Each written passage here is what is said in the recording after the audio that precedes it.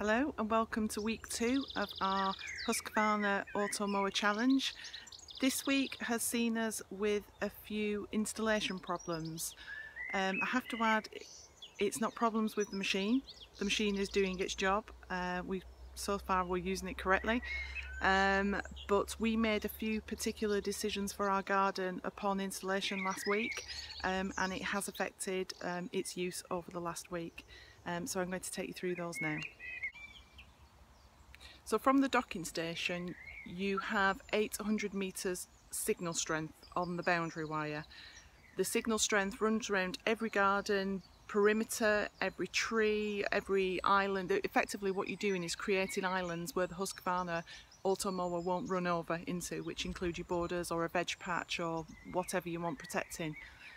Last week on installation we decided not to include a hedgerow at the bottom of our field.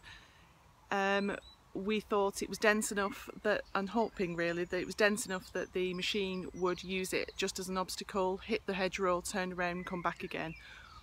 What we've kind of underestimated this week is the power of this machine, and to be fair, I'm actually quite secretly impressed.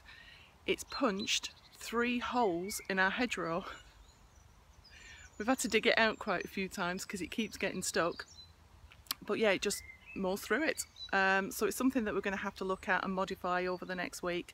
Other than that, we'll have to get the installation guys back again and put a boundary wire around it. This tree is also causing a problem for the machine. It keeps marooning itself underneath. I think the branches are too low. It's something we're going to have to rectify again. Just looking at it as tweaks. Every system needs tweaking. You have to make it and tailor it to your own use. So we're either going to get rid of this tree or just cut off some of the branches underneath to stop the machine from getting marooned underneath.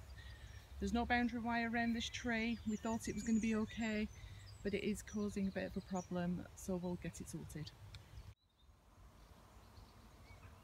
So those of you that are not aware, on installation the Husqvarna has guide wires that run around your borders. These borders are protected from the machine, and what happens is when the machine comes into contact with one of these wires, it stops it and it effectively stops you from running over the border. You can see where the regrowth is, where the machine won't go over. Due to the complexity of our borders, we've got quite a few around this area, we have decided to dig out this border, not lay any guide wires around it, and grow some grass. In fact, with a bit of luck it's already growing, which is good news. These corridors are very, very thin for the machine to pass by. That's why we've decided to eliminate some of our borders. What we didn't have time to do last week when the machine was being installed was take out this border. So we put up some wood to use as an obstacle for the machine to bump into, which it's done on a few sides. On this particular side we have placed a few pieces of wood. It wasn't strong enough and the machine marooned itself and took out half the border anyway, which was a bit of comedy really, trying to dig it out in the rain.